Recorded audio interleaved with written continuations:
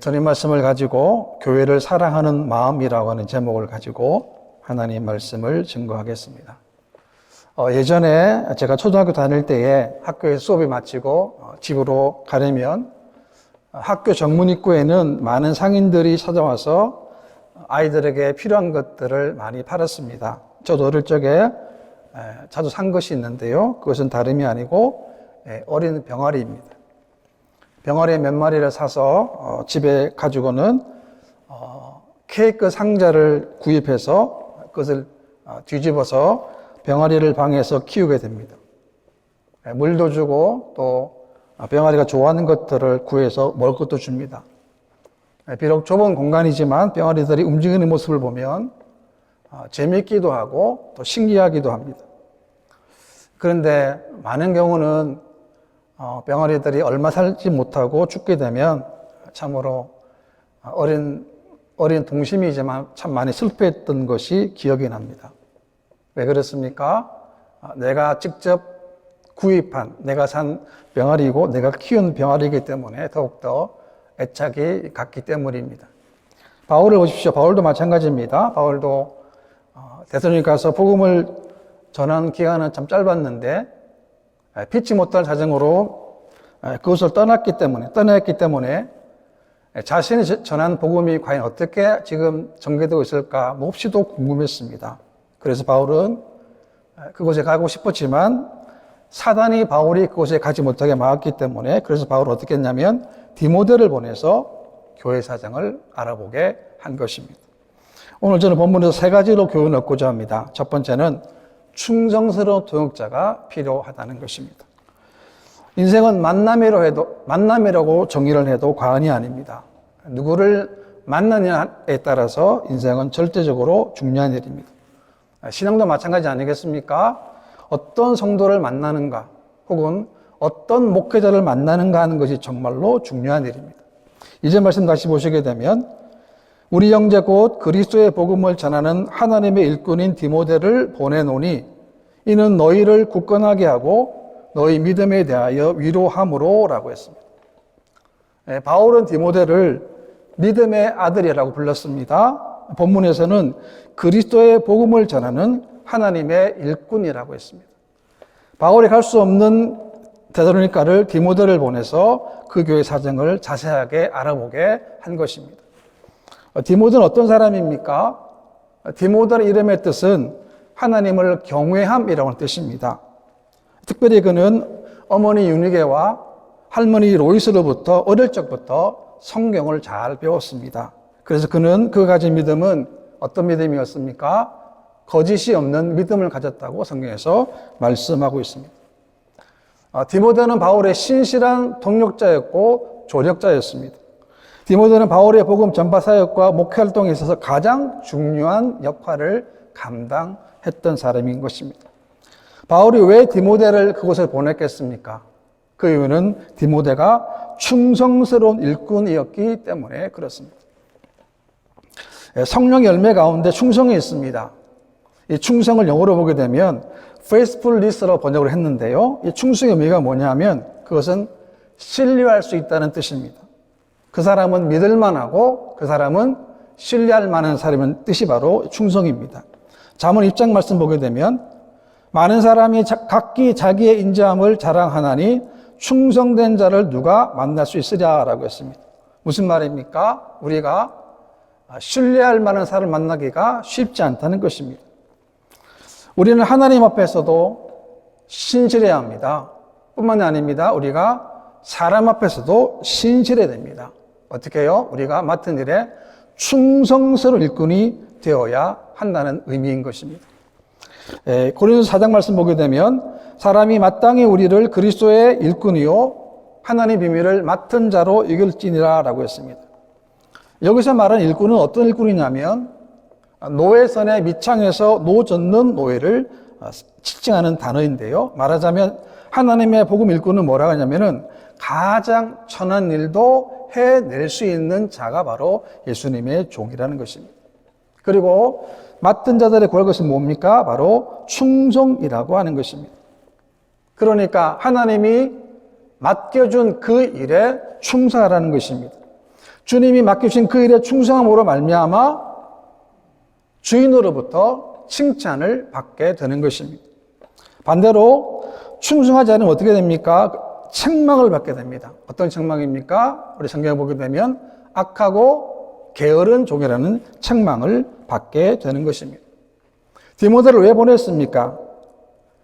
그 이유는 뭐냐면 너희를 굳건하게 하고 너희 믿음에 대하여 위로함으로 라고 했습니다. 그러니까 교회를 시작하자마자 얼마 뒤에 교회를 떠났기 때문에 그 교회가 지금 어떤 일을 하고 있고 어떤 고난과 어떤 핍박과 어떤 어려움을 겪고 있는지 또한 그리고 그들을 위로하고 권면하기 위해서 디모데를 보낸 것입니다.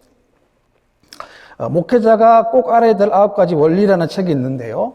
그 책에 보게 되면 목회자가 탈진하는 경우를 설명해 놓았는데요. 실제로 목회 어려움에 있는 예를 들어 놨습니다. 그 책에 보게 되면 어떤 교회는 새롭게 청빙을 받아 교회에 부임한 목사님이 설교를 하면 교회 국문학자인 장로님이 목사님의 설교에 대해서 국문학적으로 문법적으로 오류를 지적하기 일쑤였다고 합니다. 결국에는 그 목사님이 그 교회를 사임하게 되었다고 했습니다. 그런 상황이라 그런다 한다면 어떻게 제대로 설교를 할 수 있었겠습니까? 그래서 목회자에게 정말 필요한 것이 뭡니까? 바로 동력의 축복이라고 하는 것입니다. 이 세상에 누구도 설교를 완벽하게 하며 어떤 분도 행적을 완벽하게 하며 어떤 분도 상담을 완벽히 할 수 있겠습니까? 그런 분은 없습니다. 다 부족한 죄인이고 다 허물이 많은 죄인일 뿐입니다.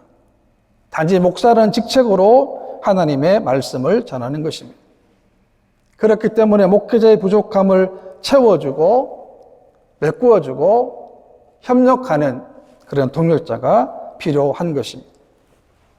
이것은 목회자에게만 해당되는 사항이 아니죠. 우리 성도들도 마찬가지입니다. 우리의 직장에서도 우리의 사업장에서도 일터에서도 마찬가지 아니겠습니까? 동력의 축복이 필요한 것입니다. 서로가 서로에게 힘이 되어주고 서로가 서로에게 도움이 되어주는 동력자가 되어야 하는 것입니다. 가정에서도 마찬가지 아니겠습니까? 서로가 서로에게 동력자 정신이 필요한 것입니다. 왜 그렇습니까? 서로가 서로에게 위로가 필요하기 때문에 그렇습니다. 가장 따뜻한 위로와 가장 따뜻한 사랑의 말을 우리가 나누어야 한 것입니다. 그래서 우리가 하나님 일할 때는 믿음의 사람이 중요하고 믿음의 동력이 중요한 것입니다.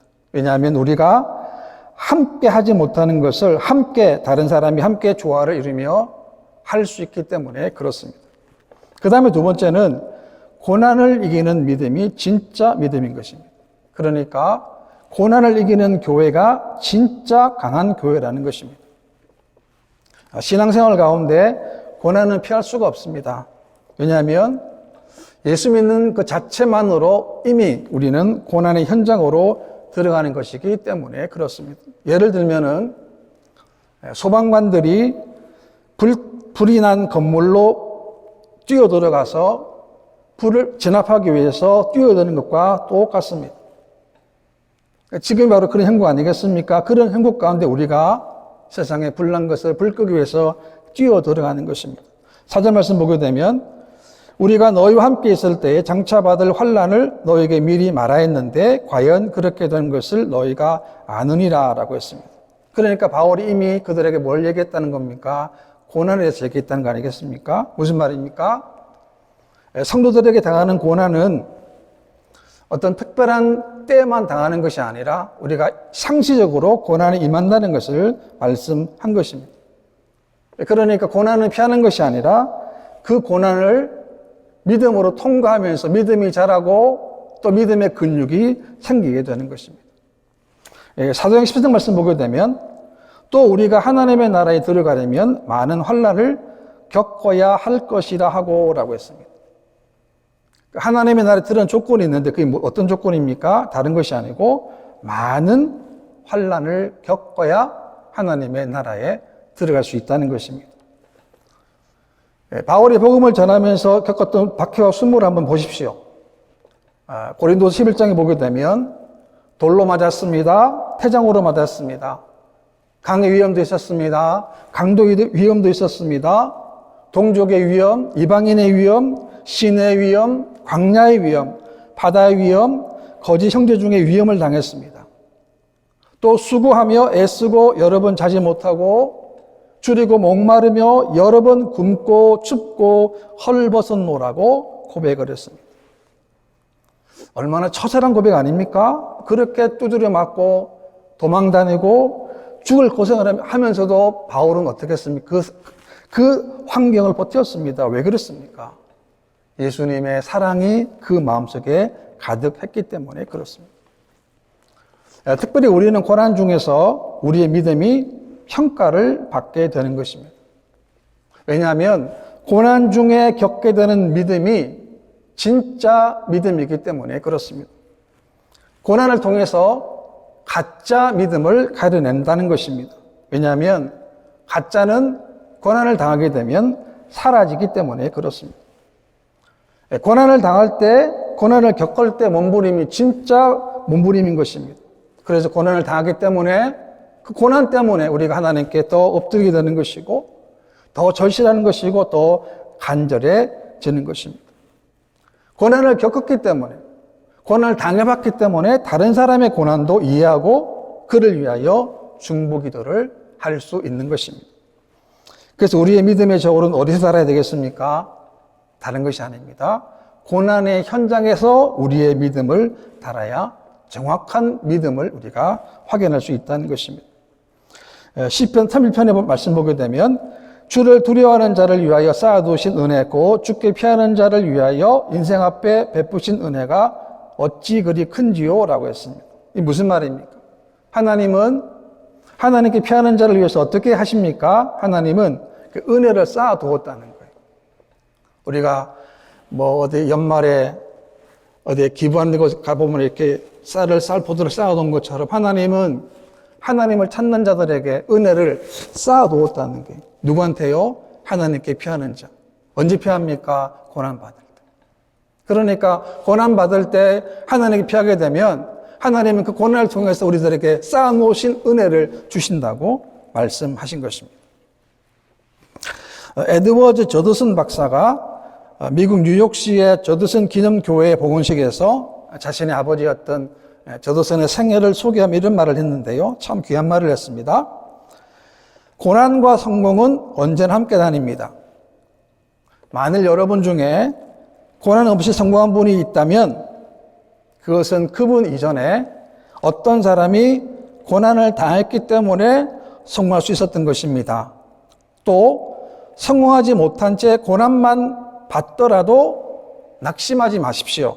아마도 고난당한 그분 이후에 어느 사람에게 성공의 미소가 지을 것입니다. 라는 말을 했습니다. 너무나 감동적인 말 아닙니까? 무슨 말입니까? 이 말이 도대체 무슨 말입니까? 이 말은 하나님을 위하여 고난을 받으면 하나님이 채워주신다는 거예요. 참 놀라운 고백입니다. 실제로 바울을 보십시오. 수많은 고난들이 얼마나 많았습니까? 교회를 세웠습니다. 성도들 복음을 전했습니다. 그렇게 수많은 고통을 당했지만 그러나 바울을 보십시오. 왜 그렇습니까? 하나님이 채워주셨기 때문에 그렇습니다. 우리도 마찬가지입니다. 똑같은 고민을 가져야 합니다. 우리가 이 마지막 때 교회가 교회되게 하시고 또 성도로서 성도의 삶을 살게 하시고 교회가 성도가 세상의 빛이 되게 하시고 교회가 세상의 등불이 되도록 우리는 하나님께 기도해야 되는 것입니다. 세상의 유혹이 끊임없이 몰아치는 이때 교회가 교회로서의 사명을 온전히 감당할 수 있도록 우리가 하나님께 기도해야 할 것입니다. 유럽의 많은 교회를 보십시오. 교회들 문을 닫았습니다. 교회 건물들이 팔렸습니다. 그 교회 건물을 산 사람들이 교회 건물 그대로 술집으로 사용하고 그리고 세상의 유흥장을 즐기는 것으로 만드는 것을 보면서 우리들도 경각심을 가져야 할 것입니다. 무슨 말입니까? 우리가 깨어있지 못하면 우리가 어떻게 될지 아무도 모른다는 사실인 것입니다. 5절 말씀입니다. 이러므로 나도 참다 못하여 너희 믿음을 알기 위하여 그를 보내었노니 이는 혹 시험하는 자가 너희를 시험하여 우리 수고를 헛되게 할까 함이니 라고 했습니다. 지금 바울이 교회 성도들의 가장 큰 관심이 뭡니까? 최관심이 뭐냐면 그들의 믿음이라고 하는 것입니다. 왜냐하면 믿음이 있어야 승리하기 때문에 그렇습니다. 자신이 뿌린 복음의 씨가 헛될까 봐 바울은 걱정을 한 것입니다. 그렇습니다. 우리가 예수 믿는 것은 우리를 방해하는 악한 원수 마귀와 영적 전쟁을 벌이게 되는 것입니다. 여러분, 사단의 방해는 얼마나 교묘합니까? 잘 되는 사람은 잘 되는 것 때문에 교만하게 만들어서 하나님을 떠나게 만들고, 안 되는 사람은 안 되기 때문에 열등감과 좌절감을 빠져서 하나님을 또 신앙을 떠나게 만드는 것이 바로 사단의 교묘한 계획 아니겠습니까? 약한 원수 마귀는 지금도 우리들이 하나님 제대로 믿지 못하도록, 믿는 일에 방해하고 또 회방하고 그것을 하지 못하도록 지금도 막고 있다라고 하는 것입니다. 그렇기 때문에 우리는 이런 위험과 이런 고난과 이런 유혹을 어떻게 되겠습니까? 당당하게 싸워 이겨야 한다는 것입니다. 요한의 5장 말씀 보게 되면 무릇 하나님께로부터 난 자마다 세상을 이기느니라. 세상을 이기는 승리는 이것이니 우리의 믿음이니라 라고 했습니다. 그렇습니다. 우리의 고난의 현장 가운데 가장 중요한 것이 뭡니까? 바로 믿음이라고 하는 것입니다. 왜 그렇습니까? 믿음으로 승리합니다. 믿음으로 축복을 받습니다. 그리고 믿음으로 시험을 이겨내기 때문에 그렇습니다. 바꿔 얘기하면 믿음이 없이는 승리할 수가 없습니다. 믿음이 없이는 축복을 받을 수가 없습니다. 믿음이 없이는 시험을 이길 수 없기 때문에 그만큼 믿음이 중요한 것입니다. 그 다음에 세 번째는 모든 영광을 하나님께 감사함으로 돌렸습니다. 6절 말씀인데요. 지금은 디모데가 너희에게로부터 와서 너희 믿음과 사랑의 기쁜 소식을 우리에게 전하고 또 너희가 항상 우리를 잘 생각하여 우리가 너희를 간절히 보고자 함과 같이 너희도 우리를 간절히 보고자 한다 하니라고 했습니다. 바울이 들은 것은 성도들의 믿음과 사랑의 기쁜 소식을 듣게 됩니다. 바울은 이 소식을 기쁜 소식이라고 했습니다. 왜냐하면 고난 중에 어려움 중에도 믿음을 지켰고 신앙을 지킨 것이 너무나 가장 값지고 귀한 소식이기 때문에 그렇습니다. 그리고 바울도 그들을 간절히 보고자 함 같이 그들도 바울을 간절히 보고자 한다는 소식을 들었기 때문에 그렇습니다. 여기서 알 수 있는 것이 무엇입니까? 여기서 알 수 있는 것은 복음을 전하는 자와 복음을 받은 자가 사랑으로 하나가 됨을 말씀하는 것입니다. 불과 얼마 되지 않잖아요. 그런데 얼마 되지 않은 그 가운데도 그들이 복음으로 사랑으로 하나가 됐다라고 합니다. 그래서 복음이 그렇게 중요하고 그만큼 가치 있고 가장 위대한 것 아니겠습니까? 왜요? 예수님 복음으로 우리가 구원받았기 때문에 그렇습니다. 7절입니다. 이러므로 형제들아 우리가 모든 궁핍과 환난 가운데서 너희 믿음으로 말미암아 너희에게 위로를 받았노라 라고 했습니다. 바울의 전도 사역을 가만히 보십시오. 수많은 고통과 수많은 곤란을 많이 겪었습니다. 육체적으로도 물질적으로 많은 어려움을 겪었습니다. 그럼에도 불구하고 이 데살로니가 교회의 성도들이 믿음을 지키고 이 소식을 듣고 난 다음에 바울은 뭐라 그럽니까? 자기가 위로를 받았다는 거예요. 우리가 너희 믿음으로 말미암아 너희에게 위로를 받았다라고 고백했습니다. 그러니까 지금 바울도 어려움 가운데 있는데 이 어려움 가운데 있지만 그러나 이 데살로니가 성도들의 믿음을 통해서 자신들이 뭘 받았다는 겁니까? 믿음의 위로를 받았다는 거죠. 무슨 말입니까? 우리가 믿음 생활을 잘하게 되면 내 주위의 사람들이 나의 믿음을 통해서 위로를 받을 수 있다는 것을 영적으로 교훈해 주는 것입니다. 8절 말씀인데요. 그러므로 너희가 주 안에 굳게 선즉 우리가 이제는 살리라 라고 했습니다. 그러니까 이제 지금에 살겠다는 거예요. 이 데살로니가 소식을 들어보면은 이제 살겠다는, 그러니까 얼마나 이 바울이 마음을 졸이고 있는지를 알 수 있다는 것입니다. 왜 그렇습니까? 성도들이 주 안에 있었기 때문에 그렇습니다. 신앙은 다른 것이 아닙니다. 신앙은 우리가 주 안에 있는 것입니다. 예수님 안에 있는 것입니다. 말씀 안에 있는 것입니다. 약속 안에 있는 것입니다.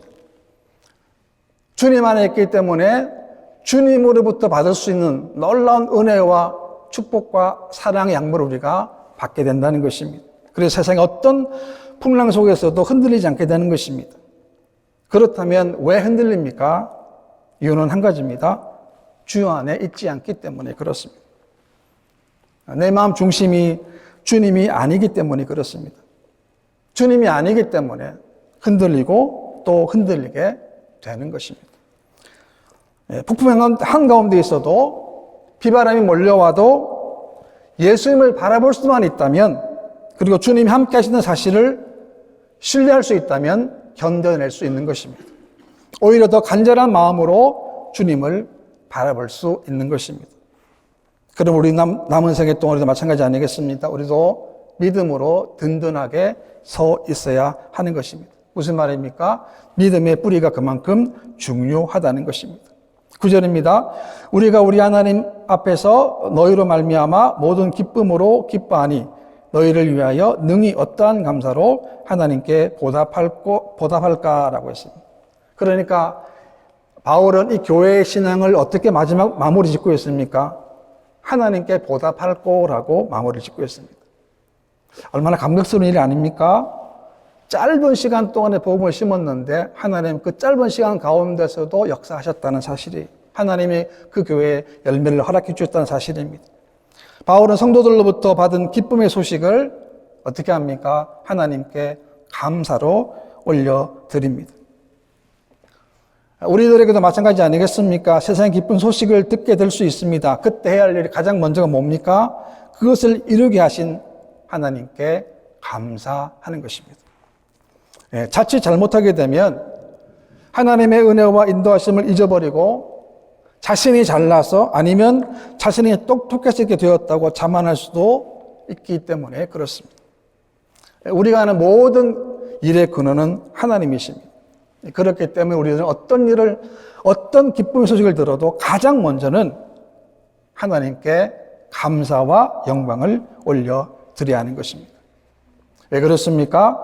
하나님이 우리를 지켜주셔야 우리는 살아갈 수 있고 하나님이 함께 하셔야 우리가 승리할 수 있기 때문에 그렇습니다.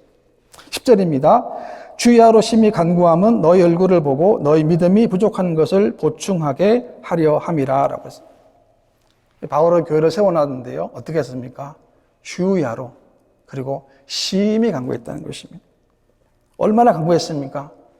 매일 주야로 기도했습니다. 비록 성도들을 만나지는 못했지만 사실은 기도함으로 매일 만났어요. 그만큼 교회를 사랑했고 그만큼 성도를 사랑했습니다.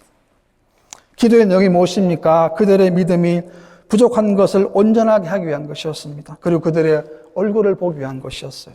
믿음이 자라는 것을 바울이 기도한 것입니다. 구원받은 성도들에게 믿음이 자라는 것만큼 기쁜 일이 더 어디에 있겠습니까? 하나님을 만나고 하나님을 경배하고 하나님을 체험하는 기쁨보다 더 큰 기쁨이 어디에 있겠습니까? 우리는 날마다 믿음이 자라야 합니다. 신앙이 자라야 합니다. 어떻게 해요? 날마다 하나님을 체험함으로 말미암아 우리의 믿음이 날마다 자라가야 하는 것입니다. 우리는 날마다 우리의 믿음을 체크해야 합니다. 내 믿음의 상태는 지금 어떤지, 내 믿음의 수준은 어떤지 우리는 하나님께 체크를 해야 합니다. 어떻게 해요? 말씀을 통해서 체크를 해야 하는 것입니다. 하나님 예레미야를 보게 되면 말씀을 주셨습니다. 그런데 이스라엘 백성들은 하나님 말씀을 안 들어요. 하나님 분명히 말씀을 허락해 주셨다고 한다면 그 말씀대로 이행하실 것을 분명히 알매도 불구하고 이스라엘 백성들은 하나님 말씀을 안 들었어요. 그것이 그들만의 문제이겠습니까? 오늘 우리의 문제는 아니겠습니까? 우리가 한번 곰곰하게 생각해 보아야 하는 것입니다. 우리는 나의 믿음 가운데 부족한 것은 무엇인가? 내 마음속에, 내 생각 속에, 내 삶 가운데 믿음 생활에 하나님이 원하는 믿음 생활을 하기에 하나님 정말 다 이루어 주셨는데 여기서 부족한 과연 무엇인가를 우리가 한번 곰곰이 생각해 보아야 할 것입니다. 여전히 세상은 혼란스럽습니다. 여전히 코로나, 오미크론, 또 지금도 전쟁의 소식이 들리고 있습니다.